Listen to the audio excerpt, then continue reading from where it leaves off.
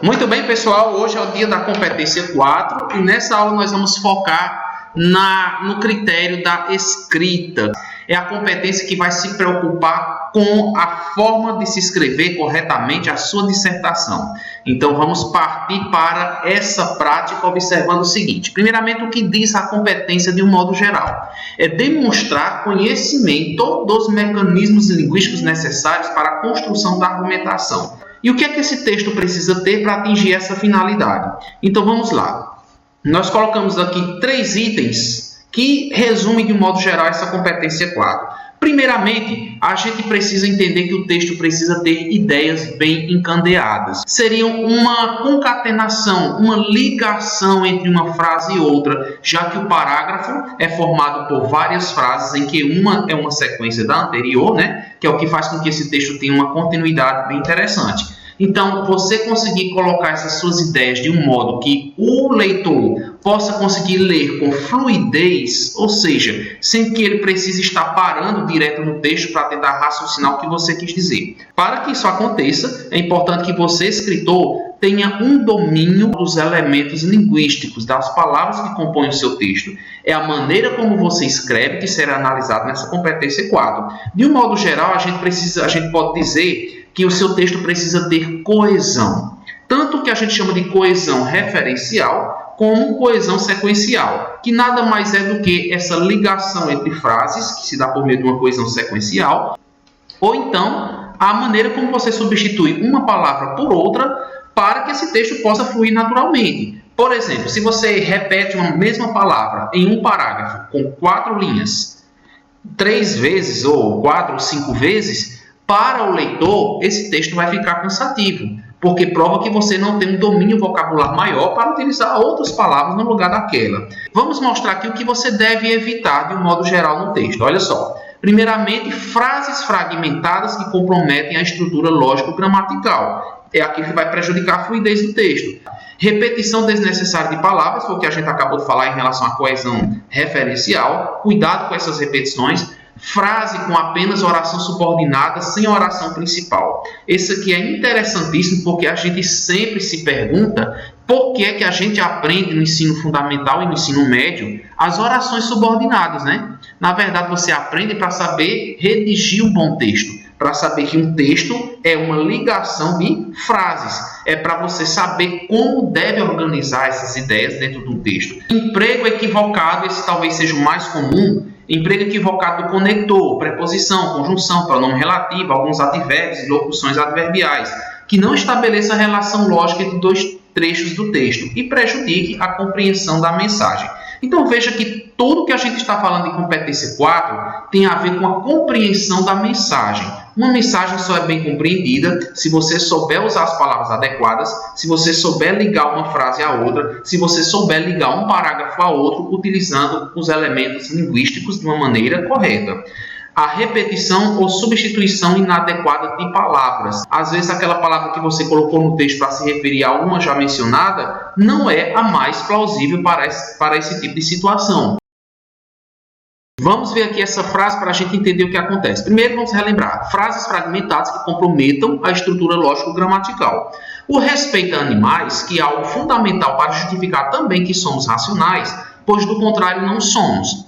Quando você lê essa frase, quando você tenta entender o raciocínio dela, você percebe que alguma coisa está muito estranha. Vejam que o sujeito dessa frase não é complementado por um predicado. O respeito a animais, a gente esperaria um predicado. É algo necessário. O respeito a animais precisa ser exigido de todo cidadão. Então, falta um predicado, falta um verbo para o sujeito respeito a animais. Nós tivemos aqui o corte do raciocínio para a inserção de uma oração adjetiva, que é algo fundamental para justificar também que somos racionais.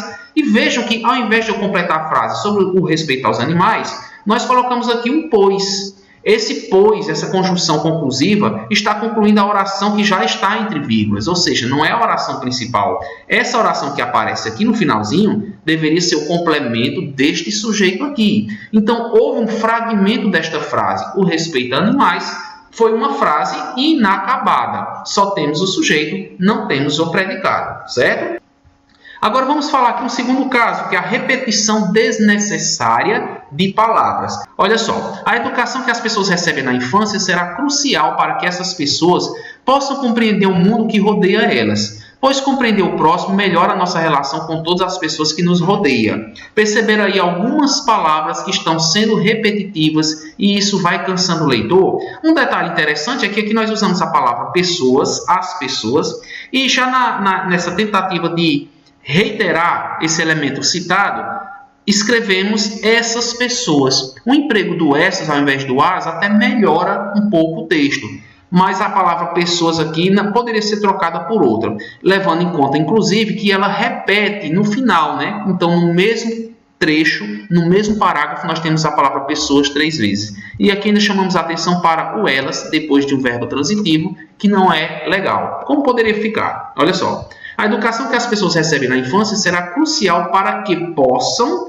eu poderia colocar o elas, já que se refere a pessoas, ou eu simplesmente poderia omitir uma coesão por elipse, para que possam compreender o mundo que as rodeia, ao invés de elas, que no caso aqui seria uma palavra inadequada, né? Que também faz parte dessa competência, uma vez que essa capacidade de compreensão melhora as relações humanas. Veja que nós tiramos todas as pessoas que nos rodeiam, já para não repetir a palavra rodeia, que estava aqui, ó, foi repetida, e colocamos um termozinho novo, que essa capacidade de compreensão melhora as relações humanas, ao invés de pessoas que nos rodeiam, certo? Então, percebam, também trocamos um termo inteiro para evitar um desgaste do texto.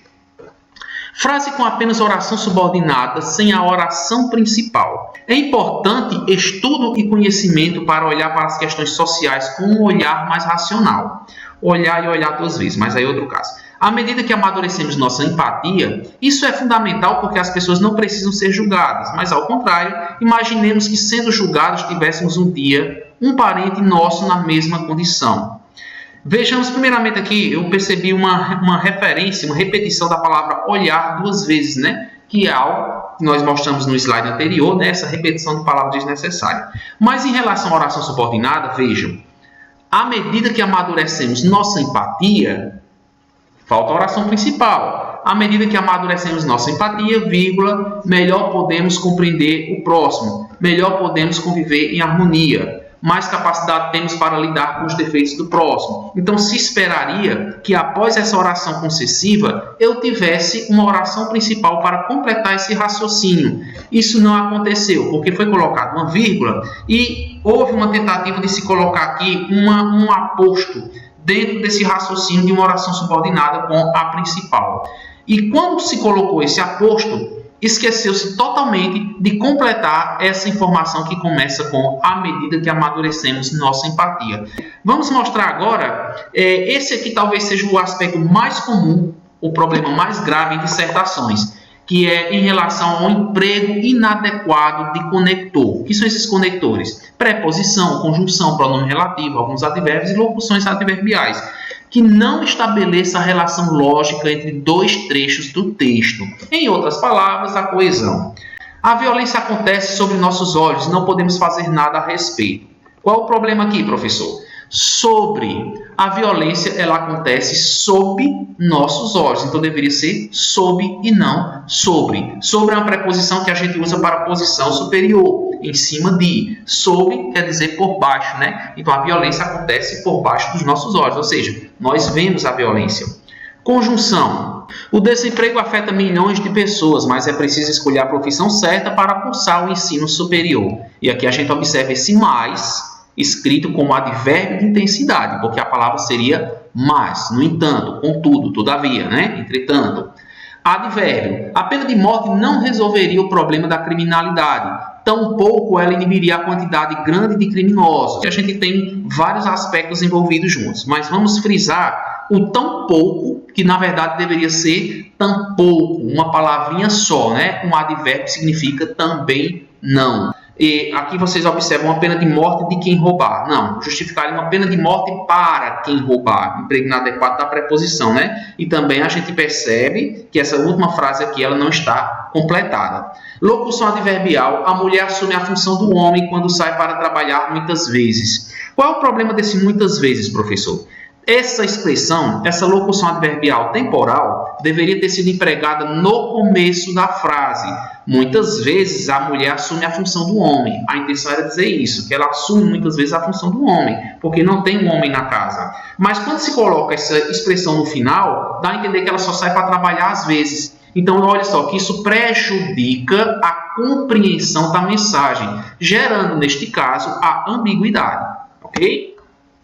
E aqui, obviamente, os casos mais comuns são em relação ao emprego do pronome relativo. Vejam, as causas que alguns são favoráveis ao porte de armas é que assim se protegeriam melhor dos criminosos. Não, você é favorável a alguma coisa. Então, as causas pelas quais alguns são favoráveis ao porte de armas é que assim, olha a letra B, não podemos abandonar nossos pais na velhice, que é por eles que devemos nossa vida. Não devemos abandonar nossos pais na velhice, por quem devemos nossas vidas, porque nós devemos as nossas vidas aos nossos pais. Talvez a melhor construção fosse assim: não podemos abandonar na velhice nossos pais, a quem devemos nossa vida. Então deveria ser empregado o a quem. E essa palavra velhice, para não ter nenhuma relação com esse pronome que, poderia ser colocado antes de nossos pais. Há atos de violência muito repulsivos, que não há argumentos que justifiquem essa barbárie. Então, há atos de violência muito repulsivos, para os quais não há argumento que justifique essa barbárie. Aqui eu deveria empregar para o qual ou para os quais. Se você quer aprender mais sobre o emprego de pronomes relativos, nós temos aí no card uma aula específica sobre esse assunto, certo? E para terminar, nós temos essa frase aqui. Um dos pilares de uma convivência tranquila na sociedade é a formação moral adquirida dia a dia, tendo por base a presença da família. Outro sim tem a escola, que a função dela é ensinar, mas em parceria com os pais. Eu também vou destacar esse que é a função dela, porque aqui deveria ser cuja função, certo? O cuja evita você repetir a palavra dele e dela. Esse que aqui está mal empregado. E ainda em relação ao emprego de um advérbio, outro sim é uma palavra que significa além disso. Além disso é igual a outro sim com 2 S, ok, pessoal? E para a gente fechar aqui sobre as palavras inadequadas, vejam esse exemplo aqui. O desmatamento em excesso das matas existe porque as leis são muito frágeis para os assassinos. Porque se fossem leis mais brutas, com certeza haveria redução do desmatamento. O que eu vou chamar de palavra inadequada são aquelas palavras que não se encaixam perfeitamente dentro daquele parágrafo, dentro daquela frase. Ou não se encaixam porque não fazem parte de um campo semântico, ou não se encaixam porque elas são palavras um pouco rudes, ou mesmo porque existem outros sinônimos que são mais adaptados àquela frase. Nesse caso aqui, quem provoca o desmatamento, será que realmente é um assassino, né? Ou pelo menos, será que assassino seria a palavra mais adequada, né? Ao invés de, por exemplo, os criminosos, né? E aqui leis mais brutas. Talvez leis mais rigorosas fosse uma palavra mais adequada nessa situação aí. Certo, pessoal?